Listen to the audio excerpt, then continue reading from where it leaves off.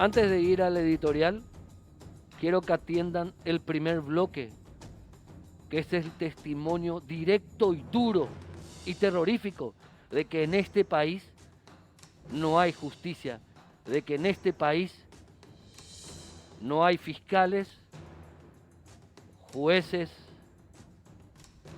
o mejor dicho, hay pocos fiscales y jueces que observen a las causas como un desarrollo en donde alguien pide justicia. Son mayoría los que ven a estos expedientes como meros trámites administrativos, como meros trámites de aplicación de la norma.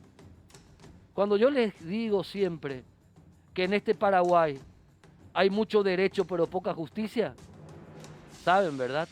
A la vuelta del corte, después de este editorial, les voy a demostrar en ese caso que esa sentencia es absolutamente el fiel ejemplo de qué tipo de país tenemos.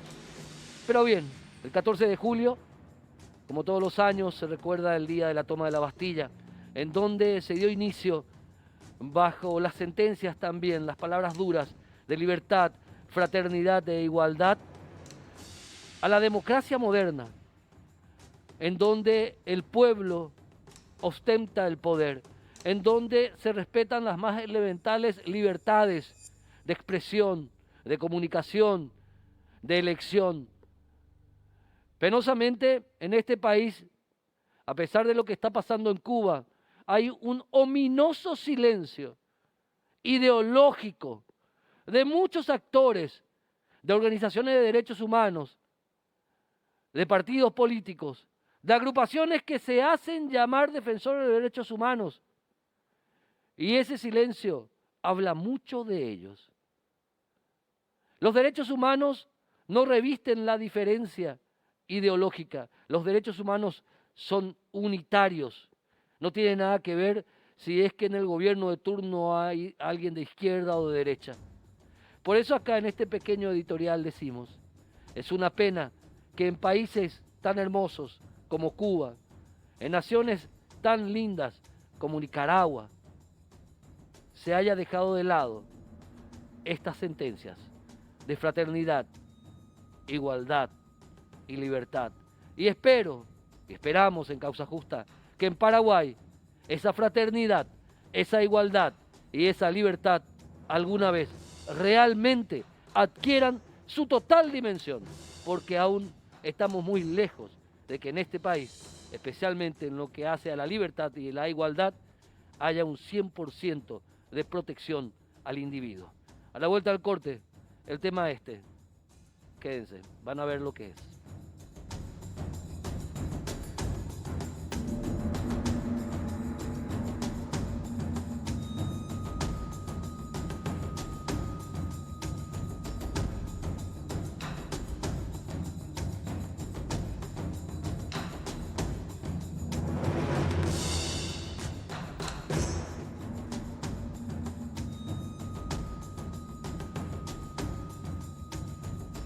El 19 de diciembre del año 2018, Hugo Antonio Cardoso Rusi decidió subirse a su vehículo a pesar de haber estado bebiendo bebidas alcohólicas, ingiriendo bebidas alcohólicas, y tomó rumbo, no sabemos hacia dónde. Quiso la desgracia que en el camino se le cruzase un joven, Mauro Sánchez, atlético, deportista, y se cruzase en el camino de este verdadero y potencial asesino. Lo atropella a Mauro Sánchez. Hugo Antonio Cardoso Rusi huye. Luego los vecinos logran detenerlo y es remitido a la comisaría, en donde inicialmente se estaba negando a que se le practique la prueba del alcotés. Hugo Antonio Cardoso Rusi casi lo logra, pero familiares y amigos de Mauro, que estaba tendido aún en el asfalto, sin saber cómo su vida iba a cambiar a partir de ese momento, lograron que se le tome la prueba del alcotés, resultando una alta ingestión alcohólica, un alto nivel de alcoholismo en sangre, de alcohol en sangre. Luego de 2 años y 8 meses, hoy, la justicia paraguaya a este señor Hugo Antonio Cardoso Russi, que le dejó tetrapléjico a un joven, al joven Mauro Sánchez, hoy la justicia paraguaya le dio suspensión condicional del procedimiento a prueba. Yo ni siquiera. ¿Qué más se puede agregar a esto? Por favor, no solemos hacer esto. Mauro, quiero mostrar la imagen de Mauro. Mauro nos acompaña hoy. Con permiso de Mauro. Sí. Él es Mauro. Mauro está postrado en silla de ruedas a causa, por culpa de Hugo Antonio Cardoso Russi, tetrapléjico. Su vida absolutamente cambió. Y hoy la justicia paraguaya, a quien él le pidió auxilio, le dijo no. Le dijo no. Nos acompaña Mauro Sánchez, nos acompaña el abogado en el ámbito civil de este caso, Edgar Benítez, y nos acompaña la mamá de Mauro. Recordame tu nombre ahora, por Gloria. favor. Gloria. Mauro, ¿qué más se puede agregar lo que relate de esa trágica jornada del 19 de diciembre del año 2018? Bueno, la verdad que todo lo que dijiste está bien y él no, en ningún momento, bueno, a partir del accidente, en ningún momento se presentó a disculparse ni nada. Lo primero que se debería hacer, ¿verdad? Y él fue al calabozo un día y al día siguiente o 2 días después de que yo esté en el hospital, llevó una criollita y un jugo ADE o un jugo. Eso fue lo único que él aportó en estos 2 años, casi 8 meses, 7 meses, hasta ahora. Lo único. Una criollita y un juguito. Sí. Ya te tuvimos un día acá, hace un tiempo atrás, a tu novia también. Y vos nos decías que tenías esperanza de que la justicia te auxilie. Claro. Sin embargo, la justicia no te auxilió finalmente porque él la sacó totalmente barata en el ámbito penal. Hoy nos enteramos que en una audiencia preliminar a Hugo Antonio Cardoso Russi se le dio suspensión condicional del procedimiento a prueba porque había sido que la fiscal del caso, ¿cómo se llama la fiscal del caso? Estela Cardoso. Estela Cardoso, la fiscal del caso Estela Cardoso, caratuló esta causa como, atiendan bien, exposición al peligro en el tránsito terrestre. Bueno, ¿a vos te sorprendió esto, Mauro? Es como que te quedás diciendo, no puede ser. ¿Y ahora qué? Me queda así porque no... Yo por lo menos no puedo hacer nada sin... Literalmente no puedo hacer nada. Tengo que depender de todos y lo que hago últimamente es por las redes sociales pedir justicia.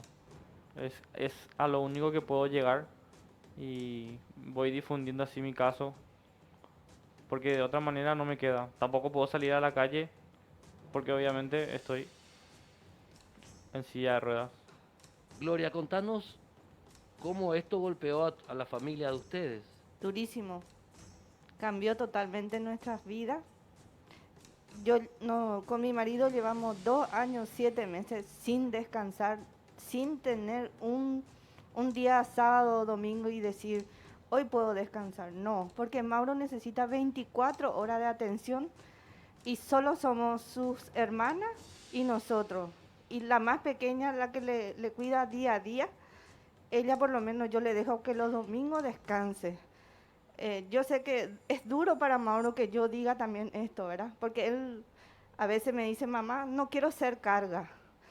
Pero no podemos, no tenemos para pagar una persona que nos ayude a cuidarlo. Por eso es que pedimos justicia, que este joven por lo menos se acerque o el juez tenga suficiente discernimiento y que haga justicia en nuestro caso, porque realmente estamos cansados. Trabajamos desde las 5 de la mañana hasta las 10 de la noche sin parar. A veces no tenemos tiempo ni de comer, porque A mi hijo no le puede faltar medicamento, usa sonda. Se le tiene que sondar cada 4 horas para que haga pipí. Usa pañal, guantes. Los guantes antes costaban 35.000, ahora cuestan 100.000 cada caja. Y varios otros medicamentos que él usa, que no le podemos hacer faltar. Fisioterapia él tiene que hacer todos los días, por lo menos 2 veces al día. Ni una vez no está haciendo, no podemos pagarle. Ni una vez a la semana. No podemos.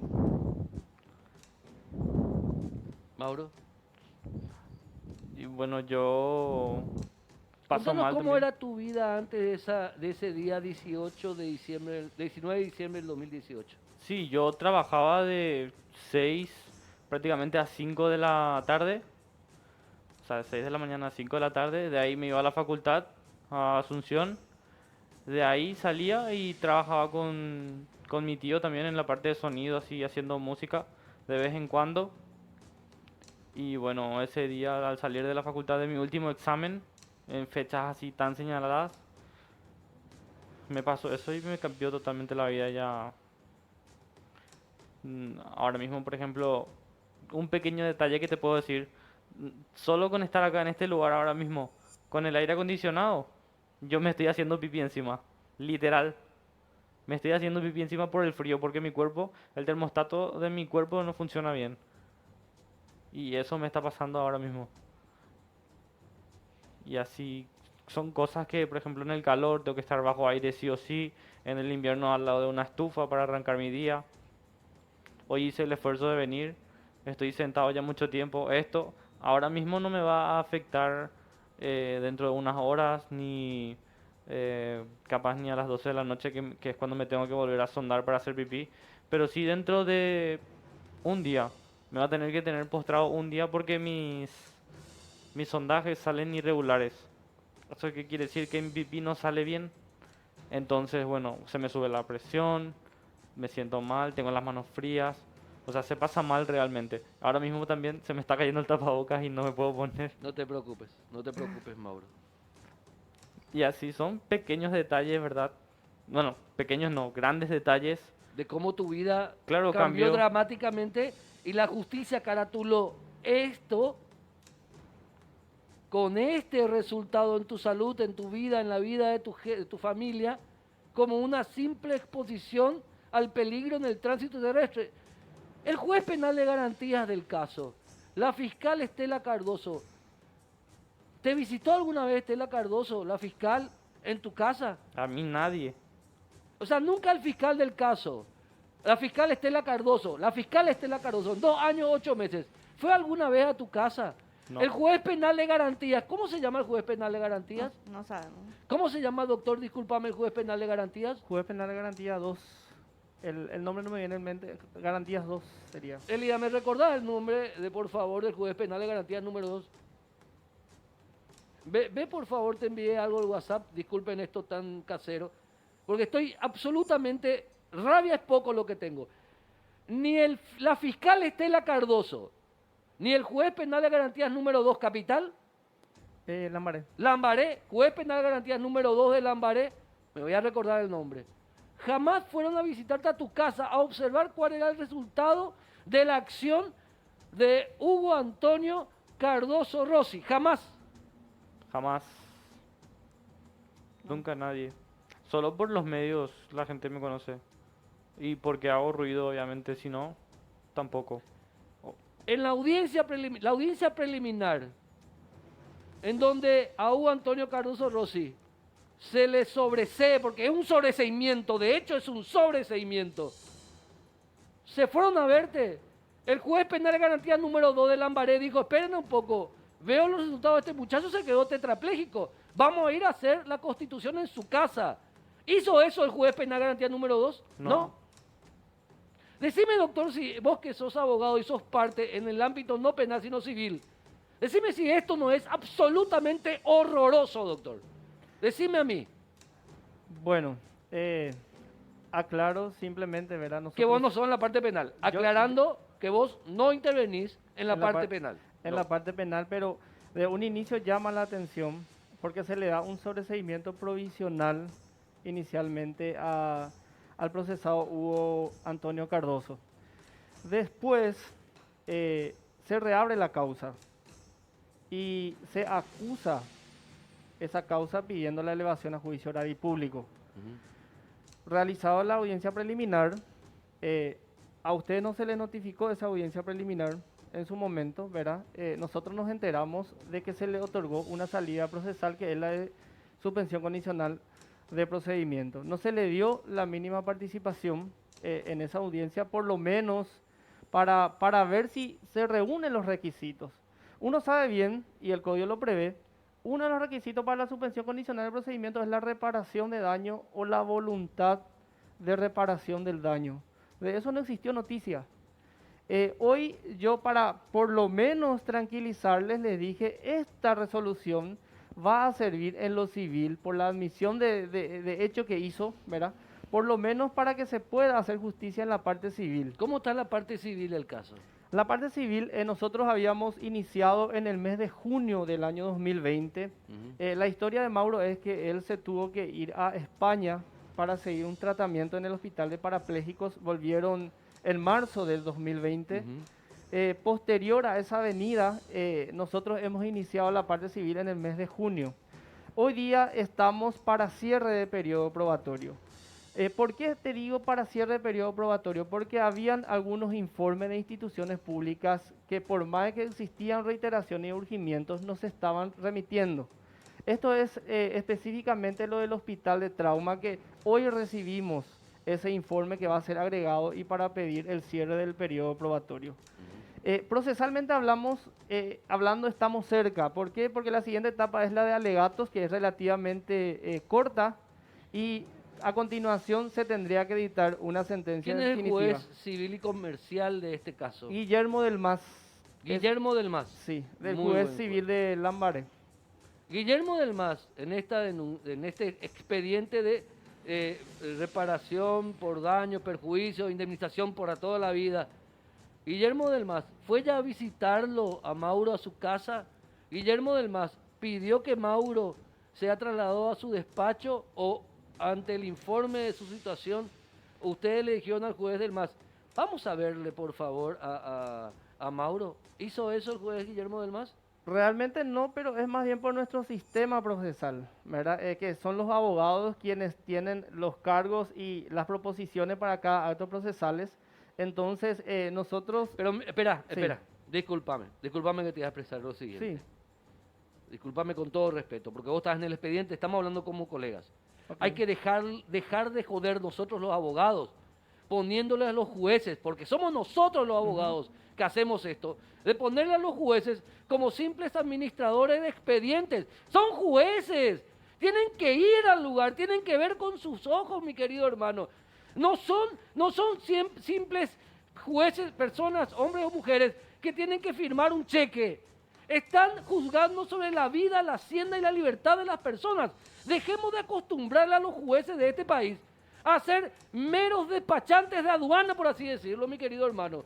Ese juez del Mas Frescura, estoy seguro que si vos le solicitas, va a ir a ver a Mauro, va a ir a ver lo que le pasó a Mauro por culpa de este señor, por culpa de este tipo que se decidió a tomar y lo atropella y lo deja en este estado. Disculpame la pasión, pero que estoy ofendido, hermano.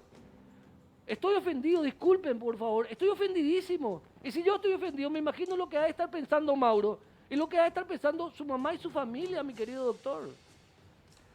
Entiendo. En serio, es muy tensionante porque yo jamás quiero que, o sea, yo jamás voy a querer que un familiar mío esté en la posición que está Mauro. Yo voy a tomar justicia por manos propias, hermano. Yo voy a tomar justicia por manos propias. Realmente, cuando tengo este tipo de respuesta de la justicia, uno quiere tomar justicia por manos propias, viejo.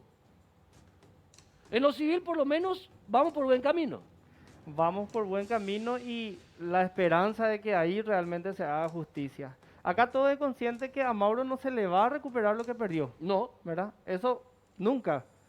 O sea, Sí, puede haber tratamientos nuevos, experiencias científicas, Sí. alguna vez, ojalá, la ciencia avanza, podría ser, es muy joven todavía, Pero el daño de los años que está perdiendo es irreparable. Eso es irreparable y me refiero exclusivamente en ese ámbito. Él por su Claro. esfuerzo va a buscar los tratamientos adecuados seguramente Claro. para poder sobresalir.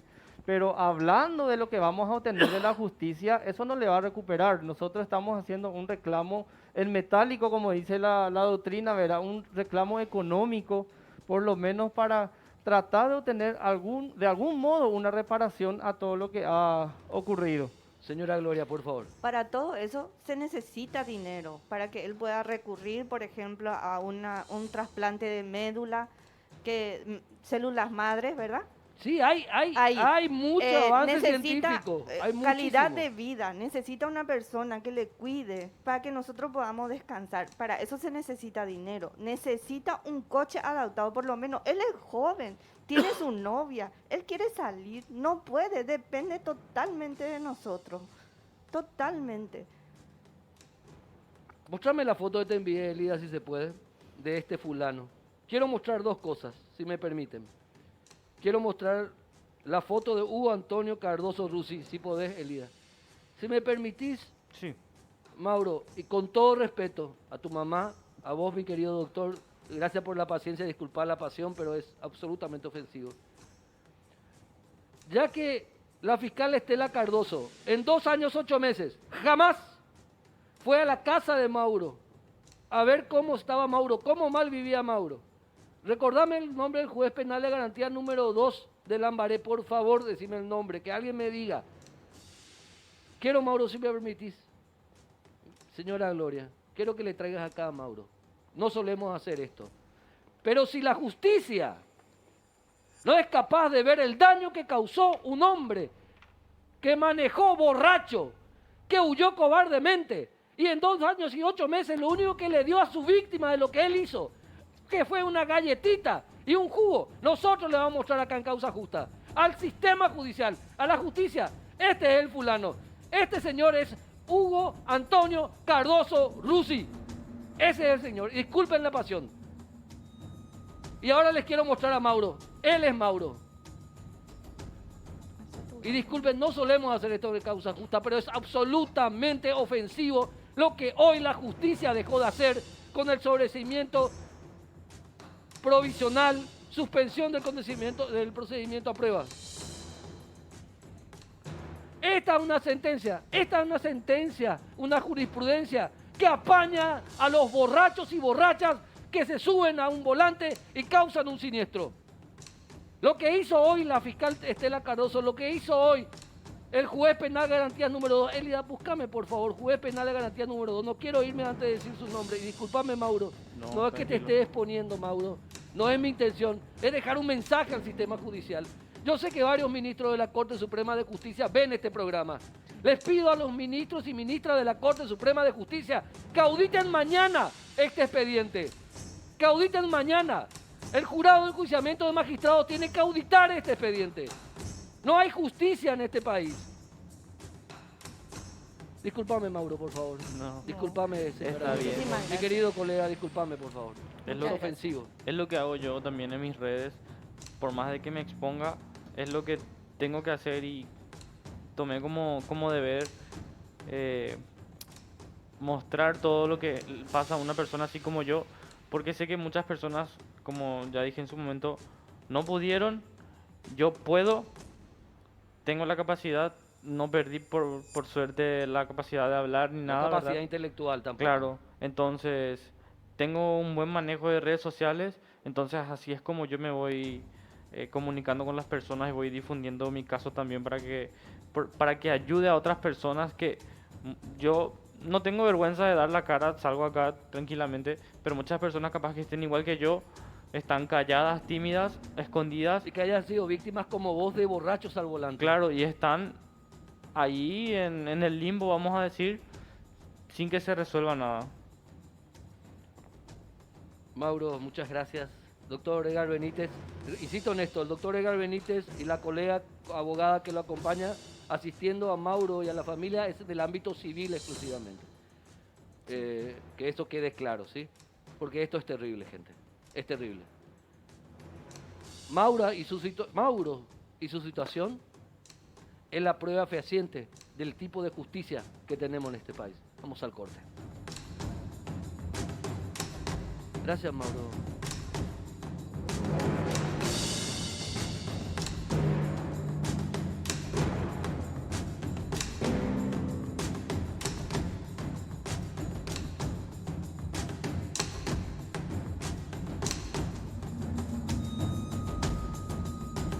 Con respecto al caso de Mauro, Isabel Bracho es la jueza penal de garantía número 2 de Lambaré, interviniente en esta causa.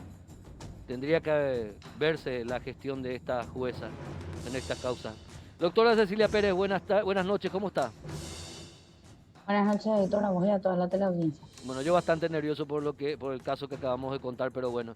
Se dio la declaración de Lisboa, una importante declaración en el marco de una reunión interinstitucional iberoamericana, en donde Paraguay tuvo una destacada presencia a través del Ministerio de la Justicia y otras instituciones.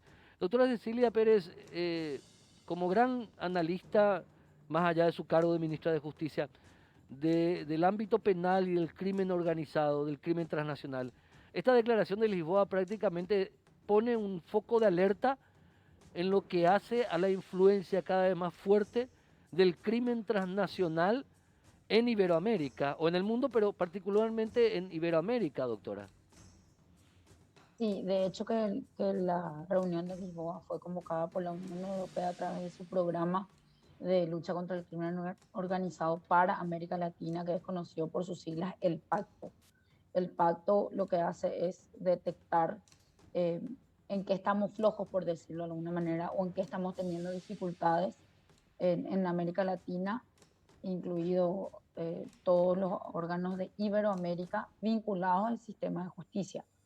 Porque nuestra participación como Paraguay fue a raíz de nuestra membresía de la Comisión Delegada de la CONJIP, que es la Conferencia de Ministerios de Justicia de Iberoamérica, y estuvo también presente en la Asociación Iberoamericana de Ministerios Públicos y la Cumbre Judicial Iberoamericana. Entonces, lo que hace el componente de justicia, el pacto, es decirnos, señores, nosotros vemos que en estos puntos ustedes están teniendo problemas con el crimen organizado y no están pudiendo superar los obstáculos, entonces queremos trabajar con ustedes y apoyarles en estos temas. En total son 7 puntos importantes, entre los cuales nosotros expusimos sobre la situación en general de los bienes incautados y decomisados. Y bueno, hoy celebramos que en la Cámara de Diputados se haya aprobado la versión senadores de la modificación de la ley de Cenavico, que hasta hoy tenemos con su novel creación ya ha sufrido varios artículos. Y un tema importante que se señaló en esta oportunidad es la importancia de blindar a las oficinas de los países, si son independientes o son oficinas dependientes de los ministerios de justicia, del interior o de cualquier otra institución que desarrollen las funciones parecidas o similares a las de Cenavico, donde lo que se busca es restar al crimen organizado de su máximo poder, que es la financiación, ¿verdad? O sea, ataca el corazón del crimen organizado, que no son solamente las personas, sino también el patrimonio y las finanzas del crimen organizado. Y una de las cuestiones que a ellos les parece determinante en este punto es la necesidad de una investigación financiera y eficaz en paralelo a la investigación que se hace para determinar la autoría de quienes intervengan en hechos punibles vinculados al crimen organizado. Dicho de otra manera, no centrarnos solamente en condenar al autor por narcotráfico, sino también dotar a su grupo de dejar de que ese grupo se siga beneficiando económicamente del narcotráfico. Entonces se pide una investigación financiera eficiente y eficaz en paralelo a la determinación de estos hechos y quedarse solamente en la autoría de estos delitos. Especialmente con respecto a la influencia cada vez más fuerte, señora ministra, de grupos organizados que tienen algunos de estos grupos mucho más poder en armamento incluso y mucho más capital en efectivo que algunos países pequeños del mundo. Son estructuras complejas y con el esquema de la pandemia se han reinventado y han explorado otros ámbitos, pero han seguido cometiendo hechos y ellos, lo que se busca con este tipo de reuniones y este apoyo de la Unión Europea es que ellos no estén siempre 2 pasos delante nuestro. Entonces, esta reunión fue muy útil para generar un compromiso nosotros de trabajar técnicamente con la Unión Europea para poder superar estas dificultades y evitar que estos hechos queden impunes y que se siga introduciendo al mercado, al mundo financiero, el dinero proveniente de ilícitos. Fue, para, digamos, contextualizar, en el próximo bloque con el especialista en inteligencia, licenciado José Amarilla, vamos a hablar de lo que pasó en Haití. ¿Y por qué concatenamos todo esto? Porque el magnicidio del propio presidente de Haití, en algún momento de la investigación, y se está profundizando eso, se comenzó a vincular con, digamos, grupos de poder narco y que habrían ordenado, una de las hipótesis es que estos grupos habrían ordenado el asesinato nada más y nada menos que del presidente de un país. Hasta eso, hasta ese punto puede llegar el crimen organizado, señora ministra. Y categóricamente sí, en la prueba está a la vista. También un punto de preocupación justamente es de la infiltración de los grupos del crimen organizado en el sistema de justicia. Por eso uno de los ejes que se tocó fue la independencia del Poder Judicial. En su análisis de tantos años en el ámbito penal, ¿cuál es la posición de Paraguay, teniendo como marco de fondo el llamado, más que nada es el llamado del Lisboa, lo considero así? ¿Cuál es la visión que tiene, doctora, con relación al crimen organizado y la influencia en las estructuras de poder dentro de Paraguay? El problema del crimen organizado es un problema regional. Nosotros ya no podemos trabajar ni enfocarlo desde el punto de vista solamente nacional. Sí tenemos algunos avances, pero es importante señalar que tenemos que enfocarlo como región. La presencia de grupos más conocidos como estructuras específicas concretamente organizadas. Nosotros tenemos mucha injerencia de los países limítrofes, principalmente del Brasil, en grupos importantes. Entonces, nosotros tenemos que hacer un enfoque regional y prevenir la expansión, así como reprimir los hechos, para evitar que queden en la impunidad, ya sea por las diferencias de límites.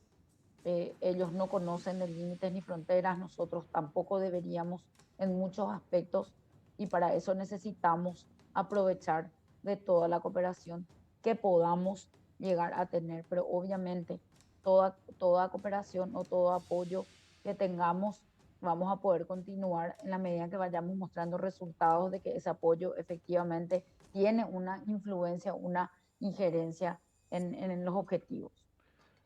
Finalmente, el mensaje desde el Ministerio de Justicia, desde la ministra de Justicia a los demás estamentos de poder en el Paraguay que deben combatir al crimen organizado, ¿cuál sería? Trabajemos en políticas de Estado, no de gobierno, y trascendamos nuestras diferencias, si es que las hubiere. Tenemos que trascender los gobiernos y los límites de los 5 años. Tenemos que continuar las cosas que se hicieron bien y corregir las que no se pudieron zanjar, pero tenemos que trabajar conjuntamente todos en esto, y por eso vuelvo a decir, celebro que hoy el Poder Legislativo haya podido ratificar la versión senadores y poder nosotros seguir trabajando con Senavico, porque Senavico necesita tener como un blindaje en las funciones que está desempeñando, y eso implica dejar de modificar la ley. Y sí. Doctora Cecilia Pérez, ministra de Justicia, muchísimas gracias, señora. Hasta luego. Muchísimas gracias. Que tengan buen resto con él. Gracias. A la vuelta al corte, con el especialista en inteligencia y en seguridad, José Amarilla, vamos a hablar de lo que pasó y sigue pasando en Haití. El poder narco, porque así ya hay que hablar. El crimen organizado se atrevió, nuevamente dirían algunos, de ordenar un magnicidio. A la vuelta al corte hablamos de ese tema.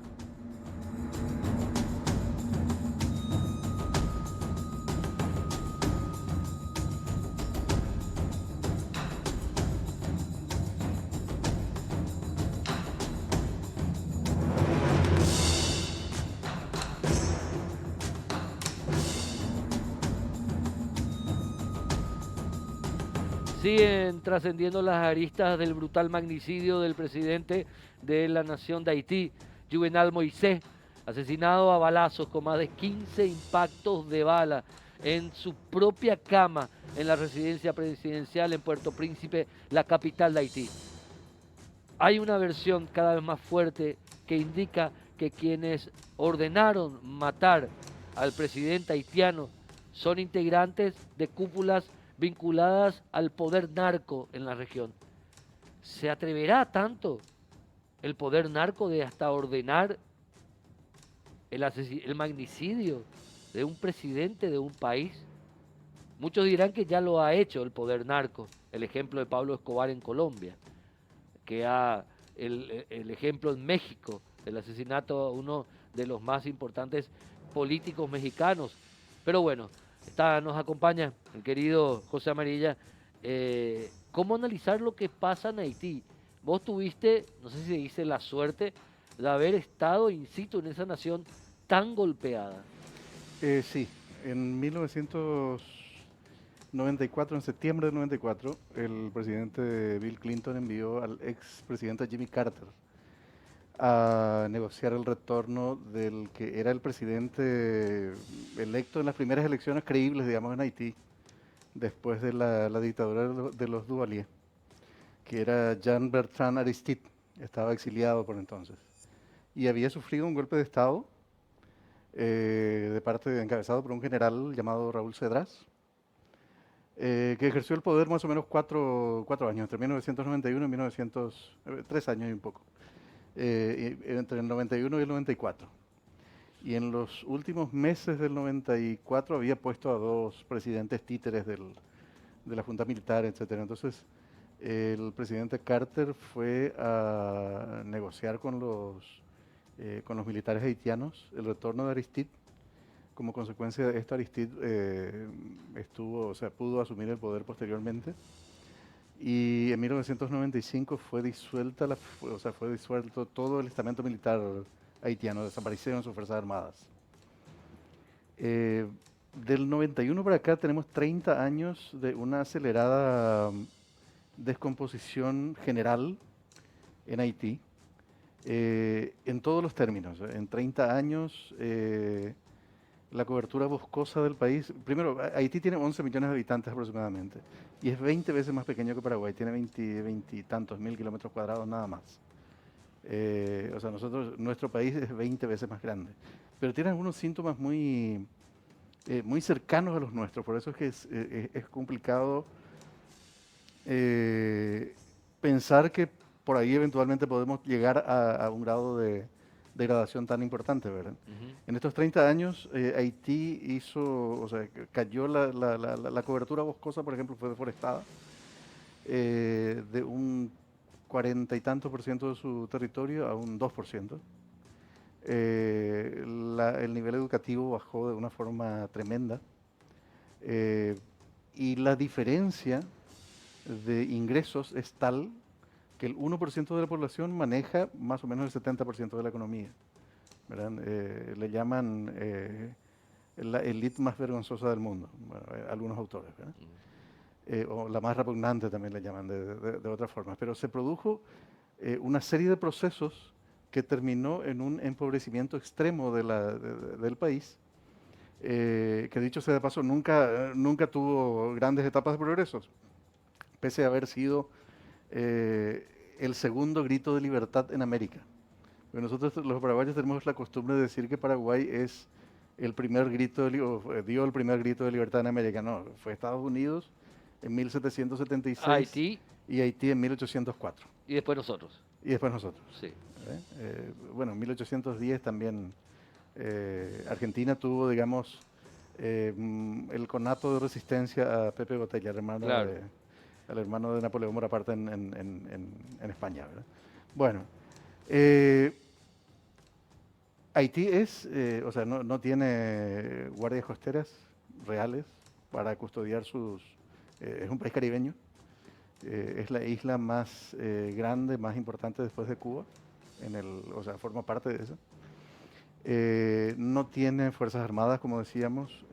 A partir del 2004 hasta el 2017 hubo una misión de Naciones Unidas, una misión de estabilización MINUSTA, que luego fue retirada también. El mandato presidencial es de 5 años y ninguno de los presidentes posteriores a la dictadura de Jean-Claude Duvalier y de su padre anteriormente, de Papa Doc y Baby Doc, ningún presidente pudo completar su mandato hasta el momento.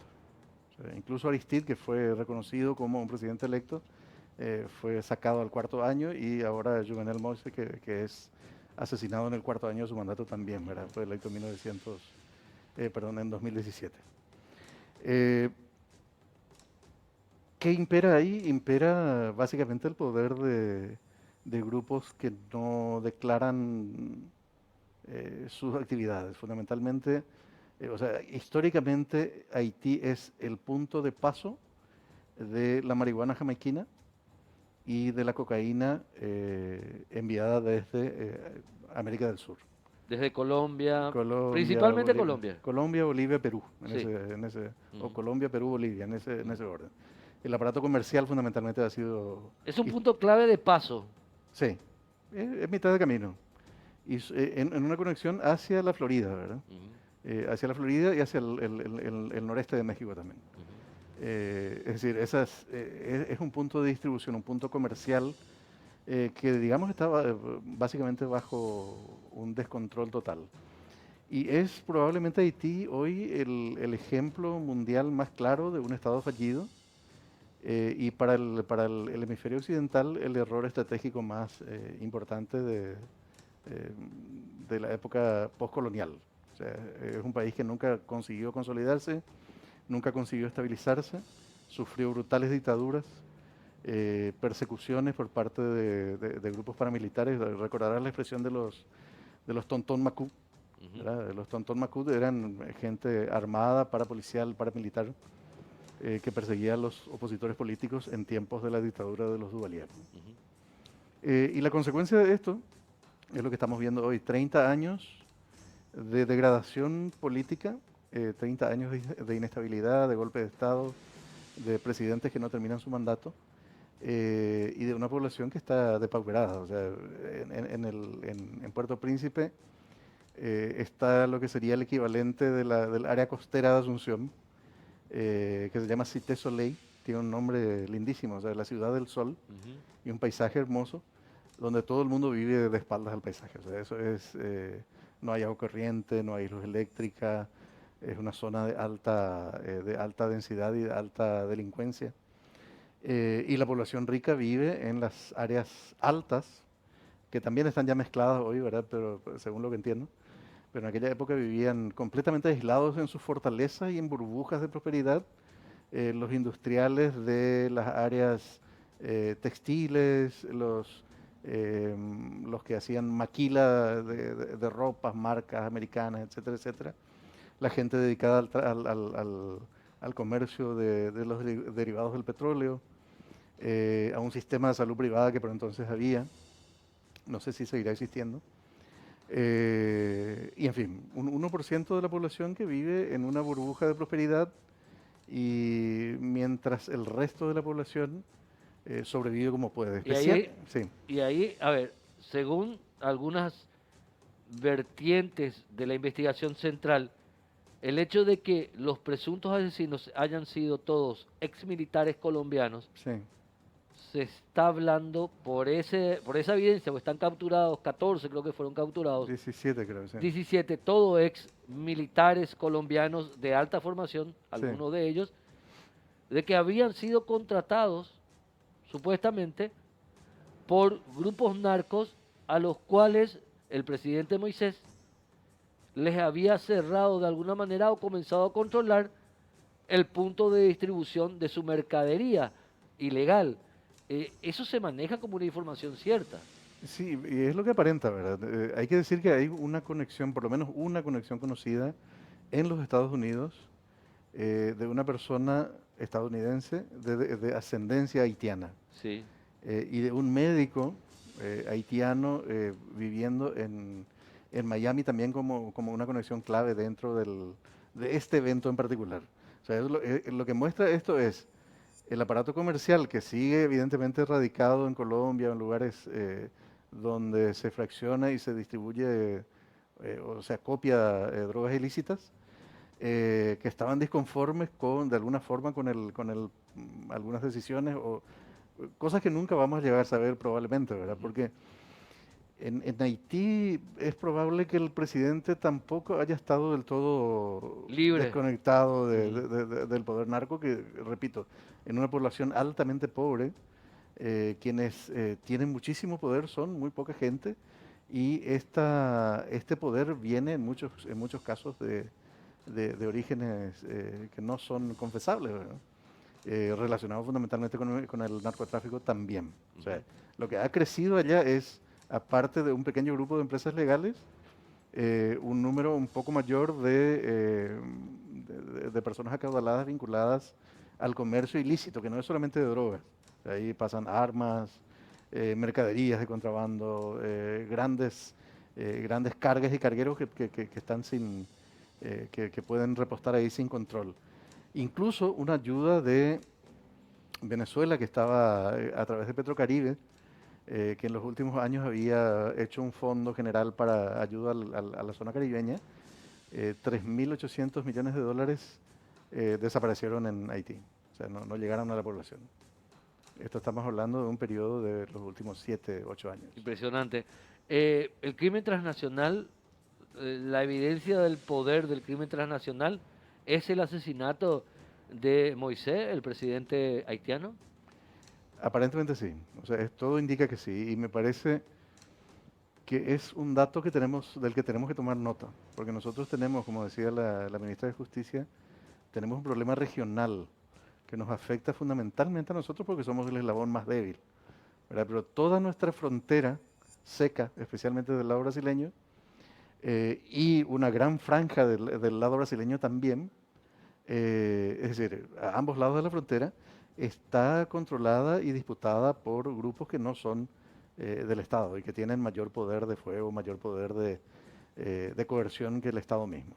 O sea, la distancia entre Paraguay y Haití no es tanta como uno podría llegar a pensar. Al igual que en muchos otros indicadores. José Amarilla, experto en inteligencia y en seguridad, muchísimas gracias. A vos. Para contextualizar un poco lo que está pasando. Y si seguimos teniendo casos como el de Mauro, que pidió el auxilio de la justicia y la justicia le dio la espalda, hay mucha gente que va a preferir que otro tipo de poder venga a tener influencia real en el país, ni más ni menos. Nosotros somos responsables de la debilidad institucional que puede acarrear el ingreso de gente que obviamente no está con el derecho, ni mucho menos con la ley. Nos vemos en la próxima edición de Causa Justa. Chao.